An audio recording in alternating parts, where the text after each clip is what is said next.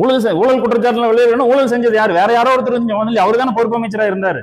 செந்தில் பாலாஜி அவர்கள் தான் பொறுப்பு அமைச்சிருந்தாரு. 100% அவர் மேல இருக்க அதிருப்தியில வர்றாங்க. கோவை திமுக இன்னைக்கு வளர்ச்சி அடையாம போனதுக்கு அவரு தாங்க மெயின் காரணம்.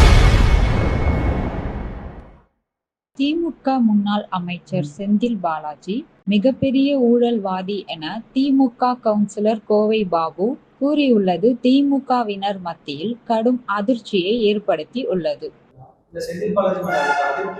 ரெண்டுமேங்க. ஊழல் செஞ்சது யாருங்க? ஊழல் குற்றச்சாட்டுல வெளியேறணும். ஊழல் செஞ்சது யாரு? வேற யாரோ ஒருத்தர் அவர் தானே பொறுப்பு அமைச்சரா இருந்தாரு. செந்தில் பாலாஜி அவர்கள் தான் பொறுப்பு அமைச்சிருந்தாரு. 100% அவர் மேல இருக்க அதிருப்தியில வர்றாங்க. கோவை திமுக இன்னைக்கு வளர்ச்சி அடையாம போனதுக்கு அவரு தாங்க மெயின் காரணம்.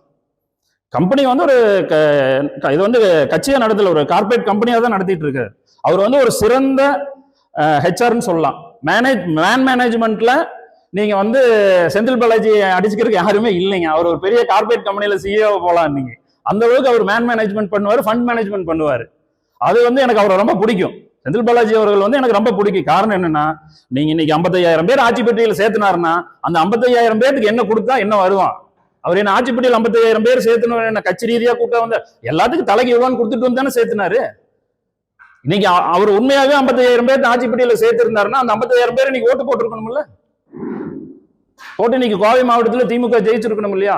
நீங்க கேட்கலாம், கோவையில 10 தொகுதி இல்லாம இருந்து இன்னைக்கு செந்தில் பாலாஜி அவர்கள் ஜெயிச்சிருக்காங்க. பொள்ளாச்சியில திமுக சின்னத்துல கொங்கு ஜெயிச்சிருக்குது, வால்பாறையில் ஜெயிச்சிருக்கு. நீங்க கேட்கலாம், இவர் அங்க கவனம் செலுத்தலைங்க.